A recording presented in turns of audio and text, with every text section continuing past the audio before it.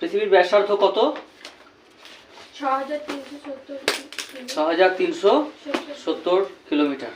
অর্থাৎ ভূপৃষ্ঠ থেকে পৃথিবীর কেন্দ্রের দূরত্ব একই, 6370 কিলোমিটার। উত্তর পশ্চিম রাশিয়ার কোলা উপদ্বীপের 12 কিমি গভীর গর্তটি হলো পৃথিবীর বৃহত্তম কৃত্রিম গর্ত। কৃত্রিম কেন বলছে? মানে মানুষের দ্বারা যেগুলো তৈরি হয় সেগুলো।